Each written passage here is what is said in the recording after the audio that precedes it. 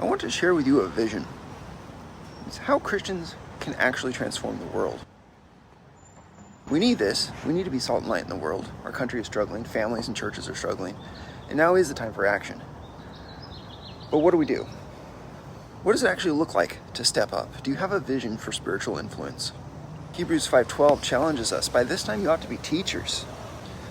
That's the direction that faithful Christians are headed. They're becoming teachers. Now, that doesn't always mean teachers in church, but for many people it does, and for many people it means being a mentor to somebody, being an influence, being an encourager. Your job as a Christian isn't just to learn continually. It's to be leading something, someone. Depends on the scope that God gives you, but you should be seeking those things. In Mark 4:20, Jesus taught that those who accept the word will produce fruit, 30, 60, and 100-fold. What do you think fruit looks like? Well, you're multiplying. That means you're helping other people become the people that God wants them to be as well. That's spiritual fruit. Think about the potential that you have to not just become one new article of fruit, but to produce 30 more, 60 or 100. Consider in the parable of the talents, there were several of the servants. One was not faithful, but two were. It's in Matthew 25, and we learn that the two faithful servants doubled their master's investment. We are called to leverage what God has given us. So ask yourself, what opportunities has God given you to leverage? And what is he going to expect from you so that someday he'll be able to look at you and say, well done, good and faithful servant. If you're like me, you think about this a lot. You think, how am I even going to make a difference in the world? Because there's so many things that I understand that are true, but that most people don't understand. So what is my responsibility to others? What is my responsibility in the world right now? How can I be salt and light? Well, if you're feeling uncertain about this, let me give you some ideas about how you can get started. You don't have to just miss out on the ability to have an impact on others. You just have to have a vision for what an impact actually looks like. And that way, in the end, you actually will hear, well done, good and faithful servant, not mediocre servant. You have to decide right now that a mediocre life is not what you want. You have to decide that a life of drifting is not what you want, but you're going to stop drifting. And you're going to actually say, I will not be passive. I'm going to take responsibility for my own vision. I'm going to begin opening doors for myself, for how I can have an influence on others. I'm not going to watch the world fall. I'm not going to watch the decline and do nothing in the face of evil. I'm going to become a man of vision. And I'm going to be driven by that desire to hear from my Lord, well done, good and faithful servant. So the mindset shift that I want you to come up with is this. Go from thinking of yourself only as somebody who is collecting information and truth to being someone who is a conduit of information and truth. And you do that by seeking out others and trying to help them. For a long time, I was chasing after understanding and truth without exactly knowing how I was going to apply it. You go through this season of life where you're in school or seminary, and then you begin thinking, okay, well, now it's time to actually start letting the rubber meet the road and trying to convey truths to others. But how do you do that in an effective way? The first thing is vision. You have to have a vision for yourself as a person of influence. If you don't see yourself as a person of influence, a person who has something valuable to give to others, then you're never going to take the initiative. You're never going to do the work to find the opportunities and create them. You also have to have a vision for the need that others have. You have to care about other people enough to go and seek them out. You need to see yourself as a conduit of truth. That is the mental shift. Now, there are many ways to do it, but the goal is very simple. You become the kind of person who is sharing the truth with others and is looking at the potential that others have and helping them, drawing it out, helping them reach their potential. So that means that you're going to need to think of yourself as being an encourager, and in many cases, even a mentor to those who are younger in the faith. I mean, they're going to need to hear what you've learned. They're going to need to hear about your perspective, your experiences, and what you see in them. They need to feel a sense of visibility. They need to know what it's like to be around somebody who is a little more experienced than them and who actually cares about their life. God works through us when we invest in this way. That's what the 30, 60, and 100-fold fruit actually means. So ask yourself, could your greatest service to God be helping others shine? It's not just about you shining. It's about helping others and bringing out the value in them. It's clarified what truly matters to me. It doesn't give you a roadmap for your whole life, but it points you in the right direction. It helps you focus on what glorifies God in your everyday life. This vision of uplifting others, it will keep you motivated, regardless of ups and downs. Your given strategy one day or another may fail, but if you have that vision, you'll keep moving toward it. If you're feeling stuck, you need to know there's a better way.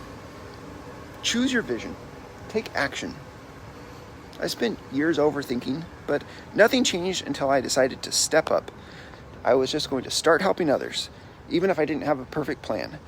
So I began inviting my friends to collaborate on projects. I started inviting people, hey, would you be interested in starting up a mentoring relationship? And of course, that takes boldness when you're the one that's the older one, but that's how you do it. And that's when I started seeing a real change in people's lives. It's not about how you do it, it's about the fact that you do it. Vision comes first, and then the strategy will follow. So how do you start making an impact? Well, start by getting the vision, just like I've been describing. Imagine investing spiritually in others. Imagine seeing the results.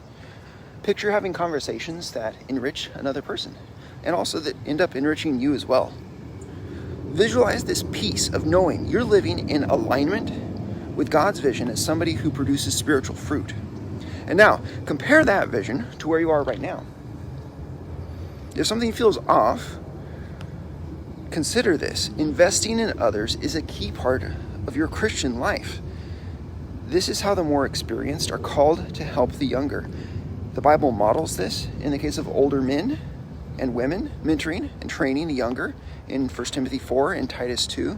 You can't wait for opportunities to come to you. A healthy Christian actively seeks to invest in the lives of others. Age isn't the issue. What I'm saying here isn't only for people who are 40 or older. This applies to you if you're 20, because there are people who are 16 that are looking up to you. This applies to you if you're 50, because there are people who are 35 who are looking up to you. It's about the stage of life. People who are a few years younger are going to see you as being valuable, having insights, having the ability to validate them. Because if somebody is 5, 10, 15 years older than you, and they look at you and they say, I care about your spiritual life. I care about what God is doing in your life. You matter to this church. You matter to this kingdom. Well, if they will say that to you, you'll remember it. It matters to you.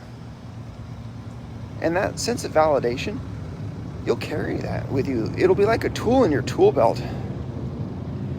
And even if it only happens for a short season of time where somebody is investing in you, they shape your life for the rest of your life. That's how significant this kind of thing is. So that is how we as Christians transform the world. That is the vision. We must be investing from one generation to the next. Just one person by himself cannot change everything. But there are so many Christians out there that are not doing what I'm describing here. And if they were, do the math. Consider the scaling influence this would have. As 1 year you invest in one person, another year you invest in another, and those people begin investing as well. Embrace the challenge in Hebrews 10. It says, let's consider how to encourage one another in love and good deeds. Consider it. Don't just think about it and then stop thinking about it. Stop and consider. What would it look like to encourage one another in love and in good deeds, not abandoning our own meeting together, as is the habit of some people, but encouraging one another, and all the more as you see the day drawing near. As you pursue this idea of bearing spiritual fruit, focus on these two things. First, change how you see yourself. A mature Christian should be more than just a learner and a collector of information. He should be a guide to others. And second, shift from being a collector of truth to a conduit. This is how you will hear, well done, good and faithful servant. If you're feeling overwhelmed by the chaos of the world, remember, you can start living out your vision to transform the world. Few are in a position to change 1 million lives, But what if you could impact one life this year and another next year? Even influencing a handful of lives might be precisely what God is calling you to do. And that's what faithfulness looks like, so that you can actually hear, well done. You'll know you're being faithful when you see your contributions in terms of serving other people's needs. So seek the Lord to discover what that looks like in your life. And I challenge you to make the decision. If you believe that each generation should connect with the next, that each generation should help the next generation understand their challenges and think through their goals, their values, then you should commit to see yourself as someone who helps and mentors younger people. If you want to dive deeper, I've created a framework for mentoring. It's called value-based discipleship. And I want to invite you to a free consultation to explore how you can start living out this vision. Let's set up a brief call to discuss your potential to fit in with our mentor network. This is a community dedicated to one-on-one encouragement and discipleship. In the community, you can find people that may be helpful to you as a mentor, and you can find people that may be looking for someone like you as a mentor. When you sign up, I'll also send you a short video training on this idea, value-based discipleship. It's a model that you can use. You need to understand the model, understand what the goals are, the assumptions are, and why it works, and how to get started. It'll help you with understanding how to onboard if you want to start such a mentoring relationship like I'm describing. So to get started, schedule a call with me. You can find the link somewhere near this video, or you can email me. My email is cody@christianintellectual.com. I look forward to connecting with you soon.